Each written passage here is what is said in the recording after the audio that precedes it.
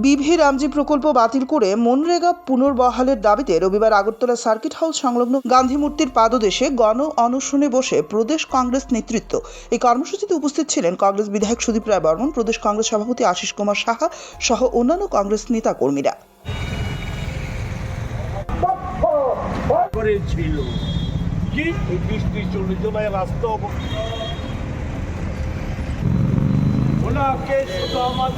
সারা দেশব্যাপী মনরেগা বাঁচাও সংগ্রাম যে ৪৫ দিনের কর্মসূচি, এই ৪৫ দিন ব্যাপী কর্মসূচিতে আজকে সারা দেশের প্রতিটা জেলায় জেলা কংগ্রেসের উদ্যোগে বিভিন্ন রাজ্যে রাজ্যে ৪৫ দিন কর্মসূচিতে আমাদের গণ অনশন কর্মসূচি, এই গণ অনশন কর্মসূচি এটা আমাদের রাজ্যেও আমাদের সাংগঠনিক ৯টি জেলায় এটা অনুষ্ঠিত হচ্ছে।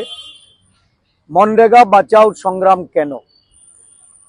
মনরেগা এই দেশে ২০০৫ সালে তৎকালীন ইউপিএ সরকারের প্রয়াত প্রধানমন্ত্রী ডক্টর মনমোহন সিং এবং তৎকালীন সংসদীয় যিনি চেয়ারপারসন শ্রীমতী সোনিয়া গান্ধীর অনুপ্রেরণায় সারা দেশে এই আইন বলবৎ হয় এবং এই আইনের মাধ্যমে ১০০ দিনের গ্যারান্টিযুক্ত কর্মসংস্থান গ্রামীণ এলাকায় এর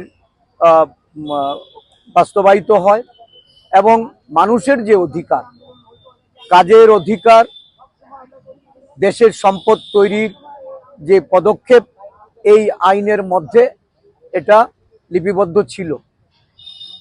গত সংসদের অধিবেশনে বর্তমান দেশের সরকার এই আইন বাতিল করে এবং বাতিল করার ক্ষেত্রে জাতির জনক মহাত্মা গান্ধীজির নাম এই যে আইন ছিল এই আইনের থেকে বাতিল করা হয়।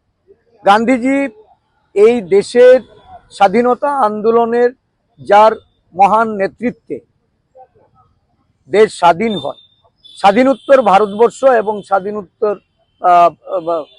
সারা দেশের মানুষ যাকে অনুপ্রেরণা হিসাবে গ্রহণ করে, গণতন্ত্র, ধর্মনিরপেক্ষতা, অহিংসার যিনি মূল স্থপতি, এই গান্ধীজিকে আজকে বাতিল করে দিয়ে এই আইন থেকে ওনার নাম সারা দেশকে যেমন অপমান করা হয়েছে, সারা বিশ্বে গান্ধীজির নামকে কলঙ্কিত করা হয়েছে। সারা ভারতবর্ষ জুড়েই প্রত্যেকটি জেলায় কংগ্রেসের তরফ থেকে, সর্বভারতীয় কংগ্রেসের তরফ থেকে মনরেগাকে Mahatma Gandhi national rural employment guarantee অ্যাক্টকে পুনরায় চালু করার দাবি নিয়ে আমরা একদিন ব্যাপী একটা অনশন কর্মসূচি অবস্থান আমরা হাতে নিয়েছি। তার মূল উদ্দেশ্য হচ্ছে যে মানুষের কাজের অধিকারকে যেভাবে কেড়ে নেওয়া হয়েছে, যেভাবে মানুষের যে ন্যায্য যে ওয়েজেস, তার অধিকার যেভাবে কেড়ে নেওয়া হয়েছে, স্টেটের উপর অতিরিক্ত বোঝা চাপিয়ে দেওয়া হয়েছে,